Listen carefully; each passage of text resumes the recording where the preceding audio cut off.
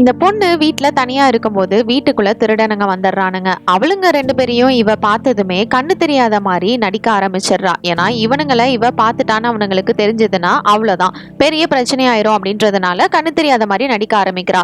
இவங்க 2 பேருக்கும் ஒரு டவுட், ஐயோ இவ பார்த்துட்டா என்ன பண்றது, போட்டு தள்ளிடலாம் அப்படின்னு பிளான் பண்ணும்போதுதான், டே இருறா அந்த பொண்ணுக்கு கண்ணு தெரியல போல அப்படின்னு சொல்லிட்டு ஒருத்தர் சொல்றான். சரி செக் பண்ணிக்கலாம் அப்படின்னு சொல்லிட்டு இன்னொருத்தன் கிட்ட போயிட்டு கண்ணு தெரியுதா இல்லையா அப்படின்னு சொல்லிட்டு செக் பண்ணி பாக்குறான்.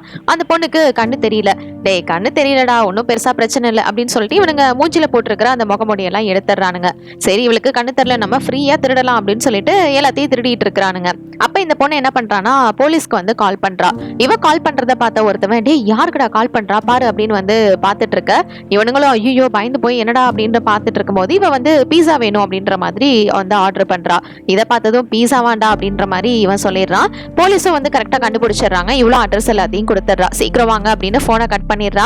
இப்ப இவனுங்க இன்னொரு லாக்கர் இருக்கும், அதை ஓபன் பண்ணணும். அதுக்கு இவளோட போன் தேவை. அந்த போனை அவன் எப்படியோ எடுத்துடுறான். போனை ஓபன் பண்றதுக்கு இவளோட ஃபேஸ் ரெகக்னைசேஷன் வேணும். அதனால இப்ப வந்து அவளோட மூஞ்சில வச்சு இவ போனை வந்து அன்லாக் பண்ணிடலாம் அப்படின்னு ட்ரை பண்ண வரும்போது அவன் தலையை சீவரேன் அப்படின்னு சொல்லிட்டு மூஞ்சி பூரா முடிய போட்டு வச்சிருக்கிறா. ஐயோ இப்ப எப்படா லாக் பண்றது அன்லாக் பண்றது அப்படின்னு பேசிட்டு இருக்க. அவளோட போட்டோ அங்க இருக்கும். சரி இதுல காமிச்சு இதை வந்து அன்லாக் பண்ணிடலாம் அப்படின்னு சொல்லிட்டு போனை வந்து ஓபன் பண்ணி அந்த லாக்கரையும் திறந்துடுறானுங்க.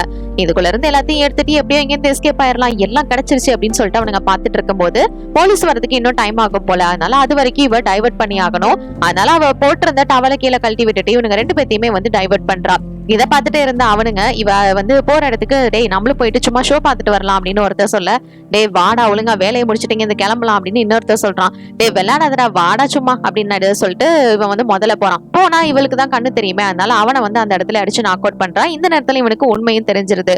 அதனால ஐயோ அவனுக்கு என்னாச்சு அப்படின்னு வந்து பார்த்தா அவனை அடிச்சு கீழே போட்டு கட்டி போட்டு வச்சிருக்கிறா. இவனும் உள்ள வந்து பார்க்க இப்ப இவங்க 2 பேத்தையும் உள்ளே வச்சு லாக் பண்ணிடுறா.